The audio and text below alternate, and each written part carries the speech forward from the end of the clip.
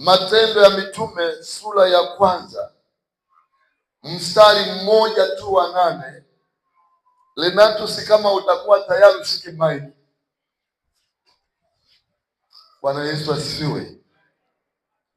Alafu andika kitabu kingine, Matendo ya Mitume sura ya pili mstari wa kwanza hadi wa 4.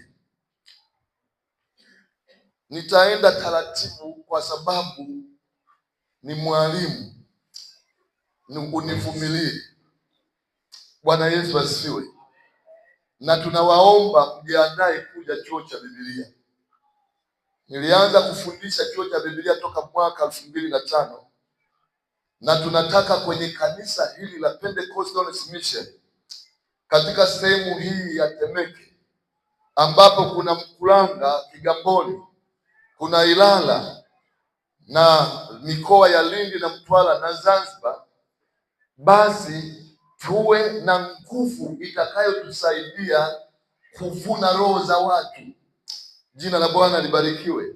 Kitabu kingine, andika Injili ya Yohana sura ya 4 mstari wa 34 hadi 35. Ni vizuri ujue kusudi kuu la Pentekoste ni nini. Kusudi kuu la kubatiza kwa nguvu za Roho Mtakatifu ni nini? Ni vizuri tujue. Huo mstari wa kwanza, hiyo sura ya kwanza mstari wa 8, Biblia inasema hivi: lakini mtapokea nguvu akisha kuwajilia juu yenu Roho Mtakatifu. Baada ya Roho Mtakatifu kuja juu yetu, anasema nanyi mtakuwa mashahidi wangu kuanzia Yerusalemu pale Israeli, alafu anasema Uyahudi yote, alafu anasema Samaria, hata miisho ya nchi. Kusudi kuu la kubatizwa kwa nguvu za Roho Mtakatifu ilikuwa ni kuvuna roho za watu. Narudia tena, kusudi kuu la kubatizwa kwa nguvu za Roho Mtakatifu ilikuwa ni kuvuna, tupokee nguvu ambayo inaweza kutusaidia kuvuna roho za watu. Kunena kwa lugha ni matokeo ya watu waliopokea nguvu za Roho Mtakatifu. Bwana asifiwe sana. Lakini kusudi kuu kwenye Pentekoste ya mwaka huu, naomba ushike tu kitu cha muhimu. Tunamhitaji Roho Mtakatifu kwa sababu yeye ndiye atakayekupa nguvu na ujasiri usio wa kawaida wa kumhubiri Yesu katika ulimwengu huu bila kuogopa kitu chochote. Roho Mtakatifu ndiye atakayekupa nguvu ya kuwa shahidi wa Kristo.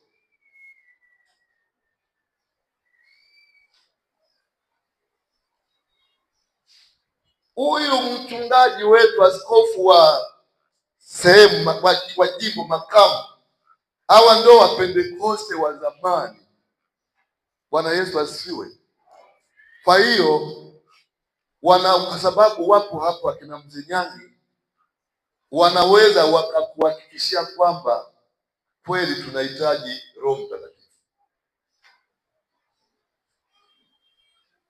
Nilikuwa nasoma kitabu kimoja cha Waamuzi sura ya 2 mstari wa 10 hadi wa 13, na nukutu. Anasema kwamba kilitokea kizazi kisichomjua Mungu, kwa sababu wale waliotangulia hawakusimama kuambia. Kwa nini tunakusanyika hapa Kiwalani kila mwaka? Kiwalani ndiyo Ikale ya huku sehemu ya Temeke. Bwana Yesu asifiwe. tungeweza kukusanyika sehemu yoyote ile. Wale msiojua historia ya kanisa la PHM jimbo la Mashariki, kutoka Manzese ambalo lilianzia Tandale likaja kufunguliwa kanisa la Kinondoni ambapo alitokea mchungaji Pasco Nyanyi. Baadaye lilifunguliwa kanisa la hapa Temeke. Hii ndo kanisa la kwanza, ndo igale yetu. Jina la Bwana libarikiwe. Lakini lazima nyinyi wenzetu mnaookoka sasa hivi mjue sura ya kanisa lilivyo.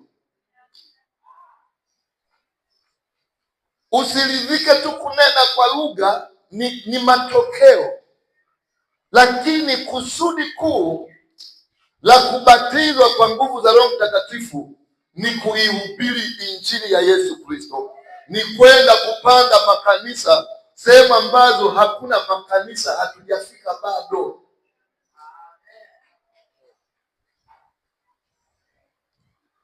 Mchungaji Mdingi anasema alichukua baraka za hapa. Ni kweli, maana naona karibu kila kitu amechukua yeye hapa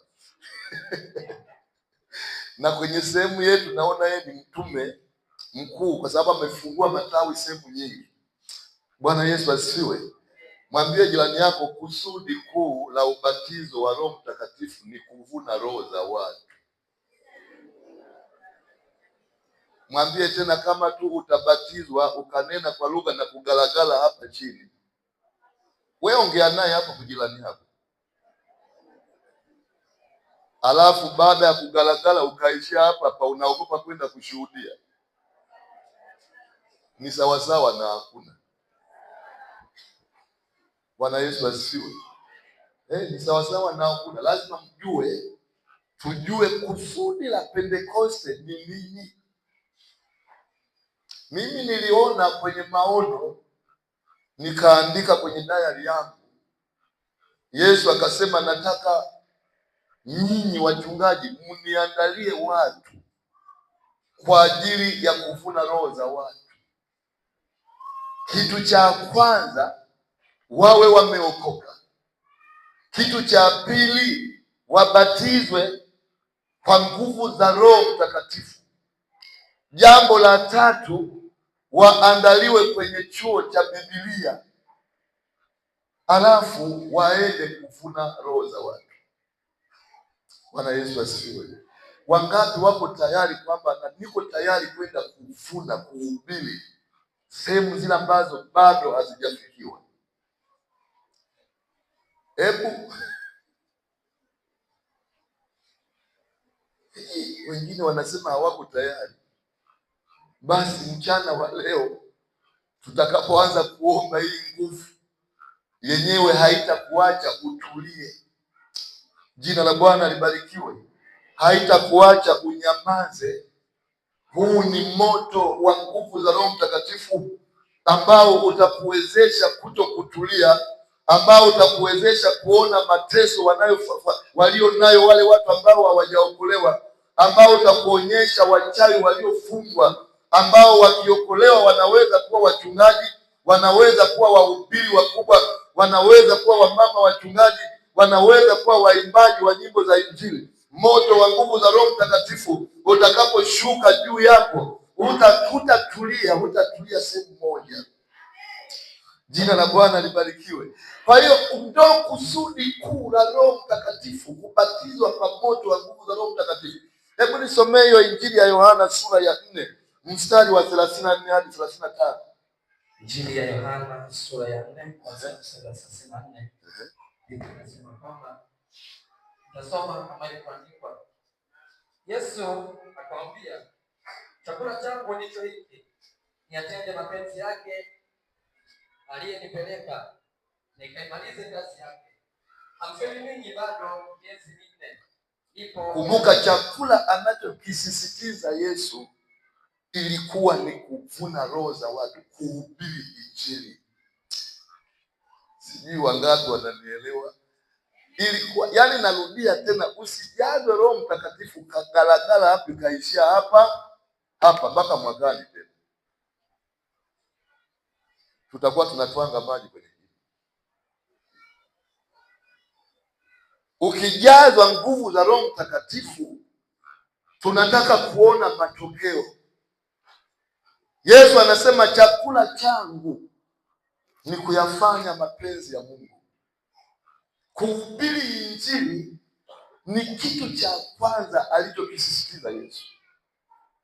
Kwenda kupanda makanisa, kuinua macho, kuona mahitaji ya sehemu ambazo bado hakuna makanisa, ndilo kusudi kuu la nguvu ya Roho Mtakatifu.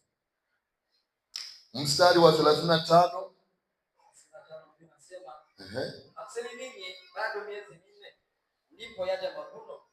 Tazama mimi nawaambieni, inueni macho yenu myatazame mashamba, ya kuwa yamekwisha kuwa meupe tayari kwa mavuno.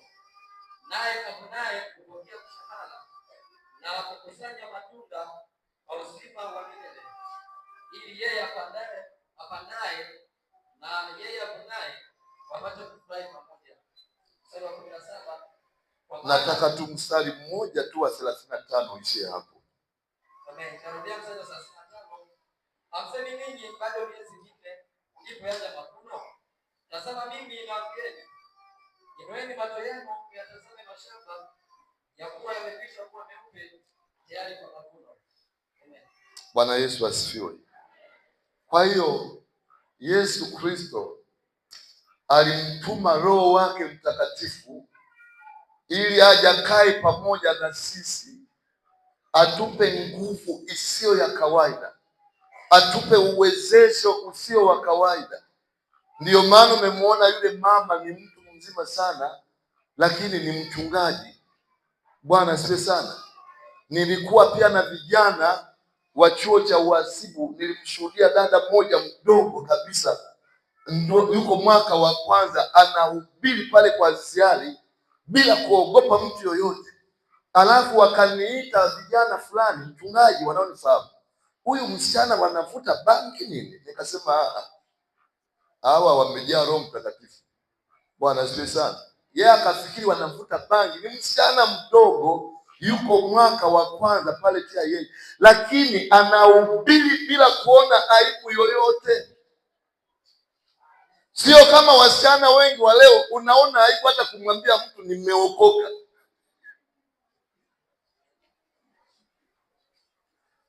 Mpaka anaanza kukushawishi uanguke kwenye wokovu kwa sababu unaona aibu kumwambia nimeokoka. Sio kama vijana wa leo ambao akisikia siku ya kwenda kuhubiri lazima atoe sababu. Anaweza akasingizia anauma kichwa, au anaweza akakwambia nibaki kanisani niwaombee. Anaweza akasingizia sababu yoyote ile, maadamu asiende tu kushuhudia mitaani. Bwana Yesu asifiwe. Unaweza ukawa ni mwanamke umeokoka, unampenda Yesu, lakini unaona aibu kumhubiri Yesu. Namkumbuka pia Mama Nyangi, ndiye aliyefungua kanisa la Yombo Vituka, lakini ni mwanamke. Bwana asifiwe sana.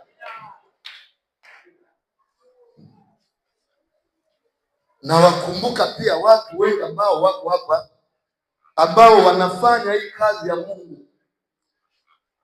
Namkumbuka hata Oscar Wisa, baada ya kuokoka na kujazwa Roho Mtakatifu, hawezi kutulia tu pale kanisani, anahubiri Injili bila kuona aibu.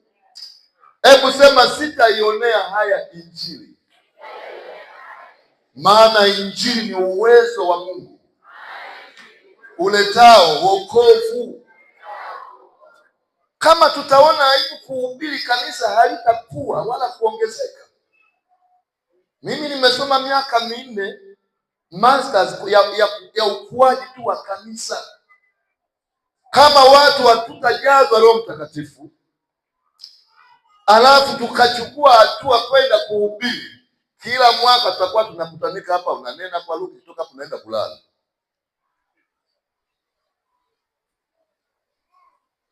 Wewe angalia nyakati za leo, tukitangaza maombi ya kufunga, kama utaona watu wanafunga,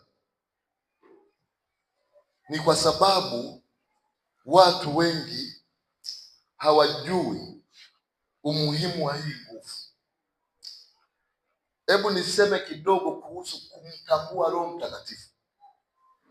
Maana wakati fulani naweza tukahubiri kuhusu Pentekoste, kuhusu huyu Roho Mtakatifu, kumbe hata umtambui, umjui. Mungu asaidie sana. Hicho kipengele cha pili, andika kumtambua Roho Mtakatifu. Roho Mtakatifu ni Mungu mwenyewe. Yeye ni nafsi ya tatu katika ule uungu. Sisi Wakristo wa Kipentekoste tunaamini ya kwamba yupo Mungu mmoja ambaye hujifunua kwa nafsi hizo tatu: Baba, Mwana na Roho Mtakatifu. Kitabu cha Matendo ya Mitume sura ya 5 mstari wa 1 hadi wa 5 kinathibitisha kwamba Roho Mtakatifu ni Mungu. Bwana Yesu asifiwe. Yapo maandiko mengi, lakini kwa ajili ya muda utasoma mwenyewe nyumbani. Matendo ya Mitume sura ya 5 mstari wa 1 hadi wa 5. Mistari hiyo inathibitisha kwamba Roho Mtakatifu ni Mungu. Sio kwamba tuna miungu watatu, tuna Mungu huyu mmoja anayejifunua kwa wanadamu kwa njia ya nafsi tatu: Baba, Mwana na Roho Mtakatifu. Na hizi nafsi zote tatu zina sifa ya uungu. Yesu Kristo ni Mungu, nafsi ya Baba ni Mungu, alafu Roho Mtakatifu ni Mungu. Wayahudi walisherekea sikukuu hii ya Pentekoste. Ilikuwa ni sikukuu ya mavuno ya mwanzo kule Israeli, walipokuwa wamepanda ngano. Sasa wanapovuna, waliita sherehe ya mavuno au Pentekoste. Ilisherekewa siku 40, siku ya 50 toka Yesu alipofufuka. Wao baada ya kutoka Pasaka walihesabu siku 49, ya 50 ilikuwa ni Pentekoste. Bwana asifiwe sana. Wakati wa Agano Jipya, Pasaka wetu ni Yesu Kristo. Kwa hiyo baada ya Pasaka zinahesabiwa tena siku 49. Siku ya 50 ni sikukuu, ni sherehe kubwa ambayo Wapentekoste duniani kote tunaisherekea. Lakini sherehe hii sio ya kula ubwabwa au harusi, una harusi mtu anaolewa. Ni sherehe ambayo tunapokea nguvu ya Mungu ili kuvuna roho za watu. Kipindi kile walikuwa wanasherekea kuvuna mavuno halisi ya mwanzo, yaani ngano kule Israeli. Lakini kipindi hiki sio ngano tena, ni sherehe ambayo tutaomba Bwana tupe nguvu mpya ili kwenda kuvuna roho za watu, kwenda kuhubiri injili huko na huko, bila kujali kuna upinzani kiasi gani. Jina la Bwana libarikiwe. Na ili neno Pentekoste ni la Kiyunani ambalo kwa Kiswahili tunasema ni 50.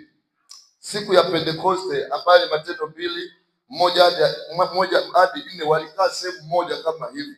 Ilikuwa ni siku ya 50 toka Yesu alipofufuka. Ilikuwa ni siku ya 10 toka Yesu alipopaa kwenda mbinguni. Bwana asifiwe sana. Alafu ile siku ya 50 ndipo Roho Mtakatifu alishuka. Bwana Yesu asifiwe.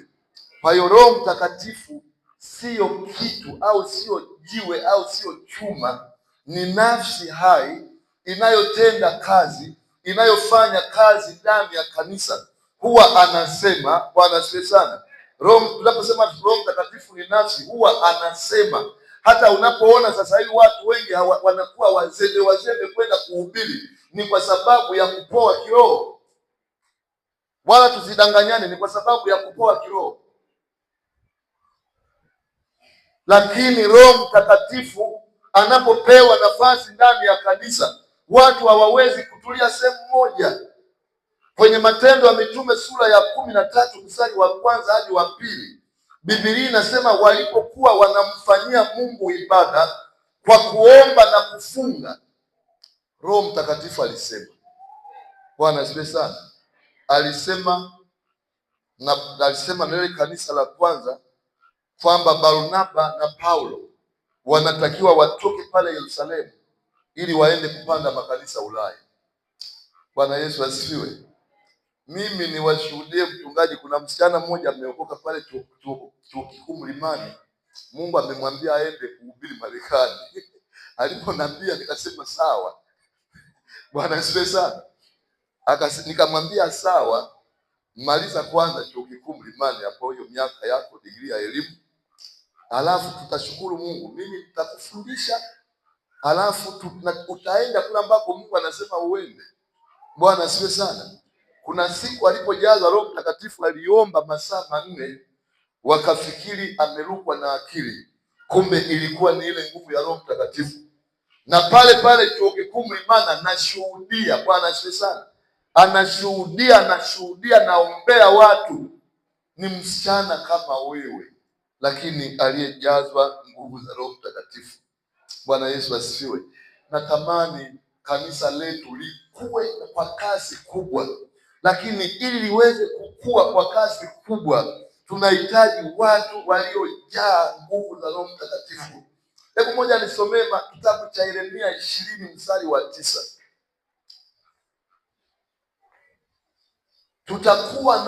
Tunatakiwa kuwa na makanisa, sio tawi moja kule Kigamboni. Wilaya ya Mkuranga tunamshukuru Mungu, yupo mchungaji Alexi. Bwana asifiwe sana. Lakini kule Mkuranga tunatakiwa tuwe na makanisa mengi. Ukija wilaya ya Temeke tuna makanisa machache, niseme kwa sababu nimeshafanya utafiti. Makanisa machache sana, matawi machache sana. Ukija wilaya hii ya Ilala ndio makanisa ndio machache zaidi. Ni nani atakaye kwenda kupanda makanisa kwenye maeneo mengine? Huyu hapa alisema nataka kwenda Zanzibar, akimaliza chuo cha uhasibu pale, akimaliza degree, sijui kama naomba moto usizimike. Sasa nataka aende Zanzibar. Bwana asifiwe sana. Maka Zanzibar tulipanda kanisa tukakosa mchungaji. Tena naomba nisomee mwenyewe huo mstari. 20 mstari wa 9. Biblia inasema, nami nilisema sitamtaja wala sitasema tena kwa jina lake. Basi ndipo moyoni mwangu nilipokuwa kama moto wakao. Pia kama ilivyoandikwa, nami nilisema sitamtaja wala sitasema tena kwa jina lake. Basi ndipo moyoni mwangu nimekuwa kama moto wakao, uliofanyika kati ya mifupa yangu, nami nimechoka kwa kustahimili, wala siwezi kujizuia. Bwana Yesu asifiwe. Alisema mwaka fulani makamu wa askofu wa jimbo kwamba Mwalimu Isa, watu wengi tunawalazimisha, hawawezi kwenda kuhubiri, hawawezi kwenda kupanda makanisa mpaka ndani yao kuwe na moto, wawe wamebatizwa kwa nguvu za Roho Mtakatifu. Ukisoma historia ya kule Igale, walipojazwa nguvu za Roho Mtakatifu walitawanyika. Bwana asifiwe sana. Walitawanyika mpaka kule kwetu Iringa. Aliyekuja kupanda kanisa pale alikuwa ametoka Igale kwenye mkutano mmoja wa uamsho.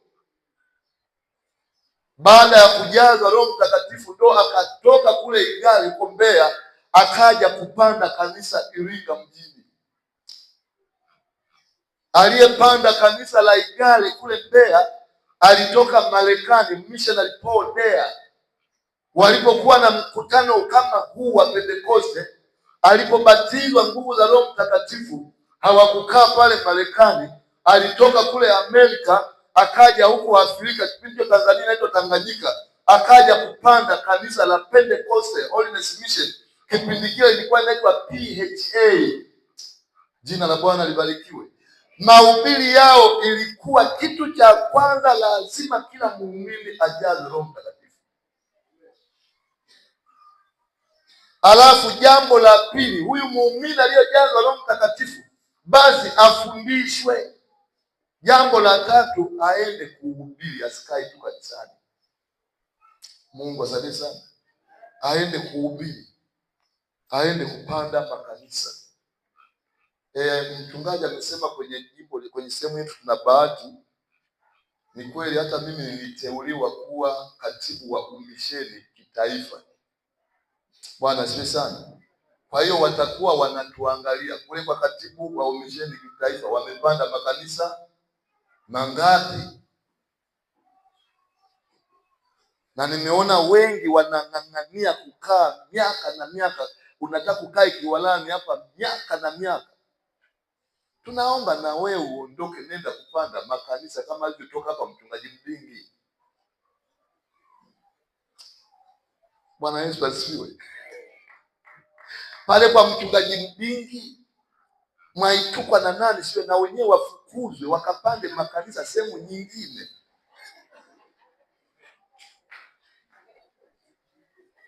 Huku tunakoelekea pale Mtoni, na nitafukuza Oscar si nani, wakapande na wenyewe makanisa sehemu zingine.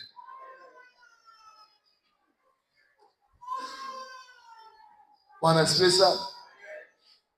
Inabidi tufukuze huyu Fanuel asipige vyombo na akapande nini kanisa sehemu zingine. Baada ya mwaka mmoja tutakuwa na makanisa zaidi ya 100. Bwana Yesu asifiwe. Bwana Yesu asifiwe. Ukienda huko Kisarawe, nafikiri ndio tuna tawi moja nalo ni changa, hakuna PHM wilaya yote ya Kisarawe yote.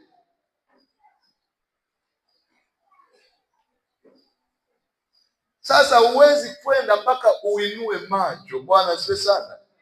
Yesu anaposema inueni macho yenu muyatazame mavuno, alikuwa hazungumzii ngano, alikuwa anazungumzia roho za watu ambao wanateswa na nguvu za giza, wanaonewa na mapepo, lakini kuna mtu mwenye nguvu yupo tu kanisani, kila mwaka anabatizwa kwa nguvu za Roho Mtakatifu. Unasubiri tena mpaka mwakani mwezi wa 5 tena. Kuna kitabu kimoja kinasema wewe unakuwa mchumi wa kiroho, sababu kila mwaka unapokea nguvu alafu unatulia tu sehemu moja pale pale. Kuna mahali fulani sijui nilisema ni wapi sijui, usiendelee kunyonya miaka na miaka, bado mimi bado nanyonya tu. Mwaka wa kwanza, mwaka wa pili, mwaka wa 3, mwaka wa 4, mpaka miaka 10 bado mtu ananyonya kanisani. Mwishoni utang'ata mpaka ile chuchu ya mama yako, yaani mchungaji wako, inaanza kutoka damu.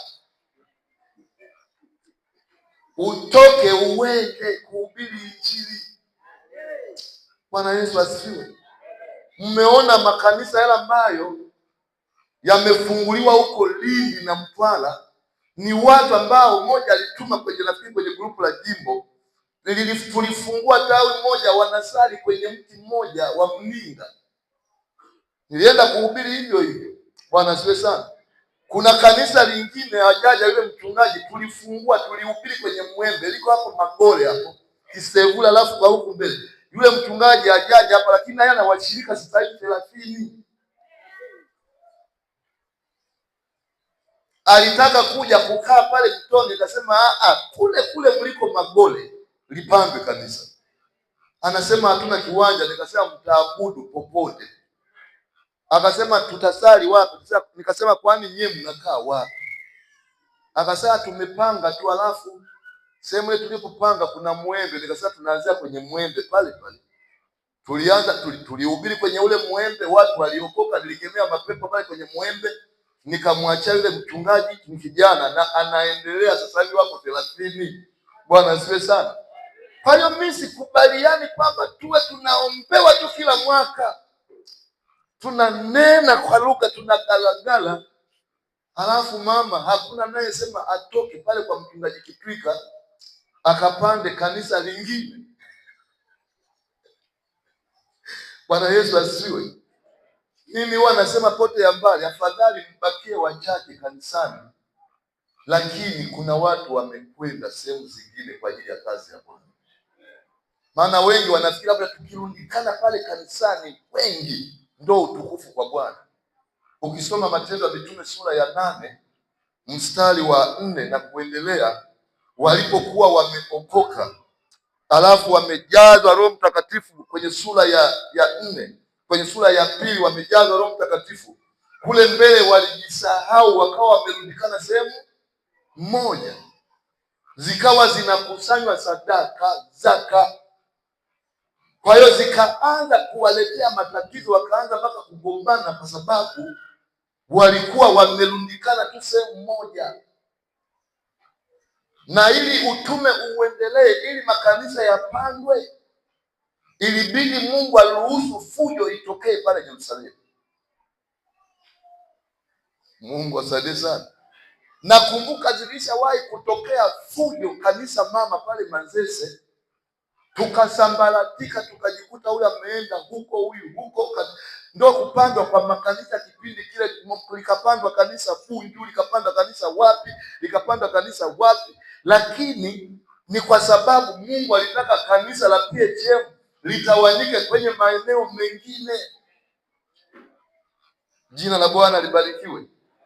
Kwa hiyo naomba kwenye mkutano huu wa Pentekoste ya mwaka huu turudi kwenye kusudi kuu la ubatizo wa Roho Mtakatifu. Kama wamama wanaweza kwenda kuhubiri na kapanda kanisa, kwa nini sisi CFPs tusipande makanisa?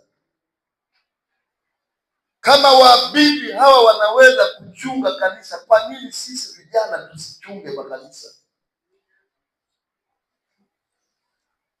Nina uhakika utakapopokea moto wa nguvu za Roho Mtakatifu hutanyamaza. Hebu soma Samueli ya kwanza sura ya 10 mstari 1-6.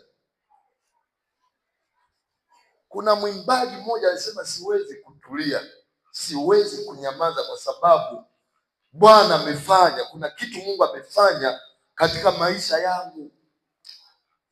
Kuna jambo Bwana amelitenda, siwezi kunyamaza. Unapobatizwa kwa nguvu za Roho Mtakatifu usitulie, ila kaa chini, fuata maelekezo ya mchungaji wako. Bwana Yesu asifiwe. Usije ukatoka hapa kwamba mchungaji Wisa amehubiri nisitulie, kwa hiyo kuanzia Jumaa ngapi naondoka kwenda Zanzibar. Ufuate utaratibu na ushauri wa mchungaji wako. Bwana Yesu asifiwe. Kwamba nina wito, nataka kumtumikia Mungu katika sehemu fulani, alafu atakuelekeza. Hebu nisomee hicho kitabu. Samueli wa kwanza sura ya 10:6. Na roho ya Bwana itakujilia kwa nguvu, nawe utatabiri pamoja nawe, nawe utageuzwa kuwa mtu mwingine. Na roho wa Bwana atakujilia juu yako. Alikuwa anaambiwa Sauli. Bwana asifiwe sana. Alafu anasema hiyo nguvu inapokushukia, inapokuja juu ya maisha yako, haikuwaji hivi hivi tu, itakubadilisha, alafu utakuwa mtu mwingine. Unamuona Mtume Petro kabla hajabatizwa kwa nguvu za Roho Mtakatifu,